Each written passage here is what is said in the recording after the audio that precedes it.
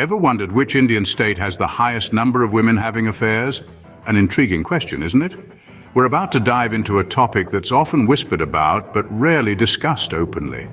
Affairs, infidelity, clandestine relationships. They exist even in the vast and diverse nation of India. But where are they most prevalent? Which states stand out in this unconventional statistic? We won't reveal the data just yet, but we promise it's going to be a fascinating journey. Stay tuned as we delve into this intriguing topic. Before we dive into the data, let's understand what we mean by having an affair. In sociological terms, an affair refers to a romantic or sexual relationship between two individuals, where at least one of them is committed to someone else. It's a controversial topic with varying degrees of acceptability across cultures, societies, and individuals. Now let's break this down further. Affairs typically occur outside the primary relationship or marriage. They're often perceived as breaches of trust, as they involve a certain level of deceit. Yet understanding why they occur can be a complex issue. There are numerous factors at play, from dissatisfaction in the existing relationship, to personal desires for novelty or excitement, to societal pressures and expectations. Some people might be driven to affairs by dissatisfaction with their current partner, whether that's emotional, intellectual, or physical dissatisfaction.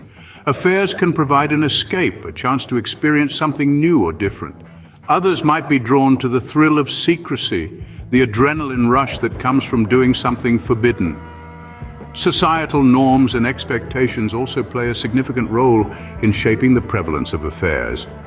In some societies, affairs are heavily stigmatized and can lead to severe social consequences. In others, they might be seen as more acceptable or even expected, particularly for men. The societal context can greatly influence how individuals perceive and engage in affairs, but it's important to remember this isn't about placing blame or passing judgment. Instead, we're trying to understand human behavior in its various forms, in all its complexity. Affairs are one aspect of that, a reflection of the diverse ways in which people navigate their relationships and their desires. With this understanding, we can now examine the data more effectively. Are you ready to uncover the top 3 Indian states with the highest number of women having affairs? Let's start with the state that ranks 3rd. Drum roll, please. It's the vibrant and bustling state of Maharashtra.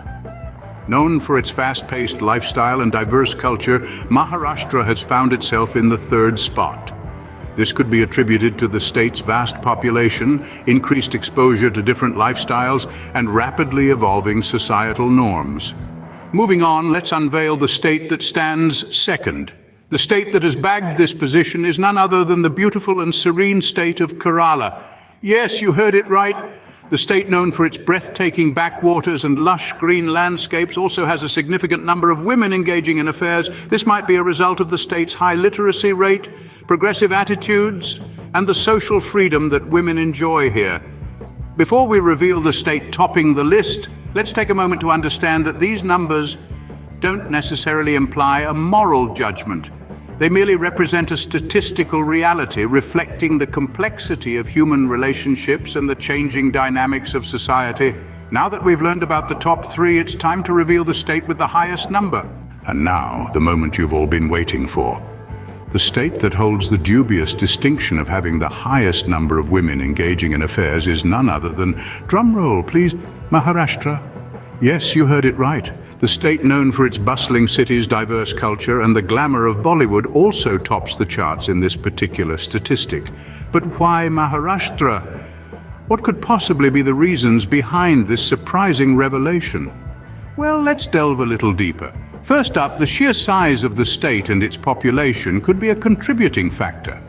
Maharashtra is the 2nd most populous state in India, and it's only natural that a larger population would result in larger numbers across various statistics, including this one. A second factor could be the socio-economic conditions. Maharashtra is home to some of India's biggest and most cosmopolitan cities, like Mumbai and Pune. These cities are known for their fast-paced lifestyle, high stress levels, and a culture that values independence and personal freedom. These factors could potentially lead to more women seeking solace outside their relationships. Thirdly, the effect of media exposure cannot be dismissed. Maharashtra, being the epicenter of the Indian film industry, is heavily influenced by the media and its portrayal of relationships. This could also subtly influence the way people perceive and handle their relationships. Finally, it's important to note that these are just possible reasons, and we cannot definitively say that these are the only factors at play. Human behavior is complex, and it's influenced by a myriad of factors, many of which are deeply personal and subjective. However, one thing is clear. This statistic is a stark reminder that the dynamics of relationships are constantly evolving, and that societal norms and expectations are being challenged more than ever before. This insight certainly provokes thought, doesn't it? But how does this state compare with the national average? This is an interesting question, isn't it? Just how does the state with the highest number of affairs among women stack up against the average for the entire country? Well, let's delve into this a little further. The state we're talking about, remember, is the one that has shown the highest proportion of women reporting affairs. But when we compare this to the national average, we find a fascinating contrast. The national average across all states and territories shows a significantly lower rate of affairs among women. What does this mean? Are women in this particular state more prone to affairs, or is it just that they're more open about admitting to them? It could be a combination of both, or it could be influenced by other factors that we haven't considered. For instance, cultural norms and societal expectations can play a significant role in determining how people behave in relationships. Perhaps the cultural milieu of this state is more accepting of affairs, or maybe the societal norms are more lax when it comes to fidelity in relationships. Moreover, we need to consider the socio-economic aspects as well. Higher levels of education, financial independence, and exposure to different societal norms could also be contributing factors. But let's not forget about the psychological aspects.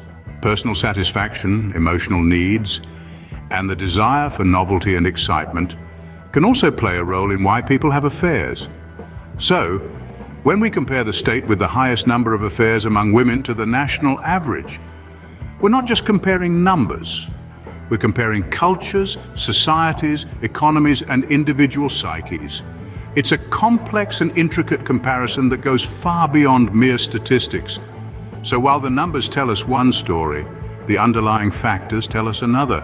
It's a fascinating study of human behavior, societal norms, and cultural expectations. And it serves as a reminder that when it comes to human relationships, there's always more than meets the eye. Interesting to see how one state can differ so much from the national average, isn't it? So what do these numbers tell us? They tell us a story, a narrative that unfolds across the diverse landscape of India. We've journeyed through the data, exploring the intriguing queries about which Indian states' women have more affairs. The numbers have spoken, and the state that rose to the top was a surprise, wasn't it? We've delved into the complexities of understanding affairs, the reasons behind them, and the potential impacts they have on society. This isn't just about pointing fingers or making judgments, it's about understanding human behavior, relationships, and how societal norms and pressures can influence these aspects. The numbers revealed a top 3, each state with its unique story. And yet one state emerged with the highest number. This doesn't mean that the women of this particular state are more prone to affairs. It simply means that in this state, more women have reported having affairs. This could be due to a myriad of factors, including higher levels of education, more open dialogues about relationships, or perhaps even the influence of media. Comparing these numbers with the national average gave us a broader perspective. It showed us that the issue is not isolated, but prevalent across the country. This comparison also highlighted the need for us to delve deeper into understanding the societal, cultural, and personal reasons behind these numbers. But let's not forget, these numbers are not the whole story, they're just a part of it. The real story lies in the lives of the women who are a part of these statistics. It's their experiences, their challenges, their triumphs, and their struggles that truly matter. To truly understand the implications of these statistics, we need to look beyond the numbers and explore the social context in which they exist. We need to foster open dialogues, encourage understanding, and strive for empathy. Remember, these are just numbers. It's the stories behind them that truly matter.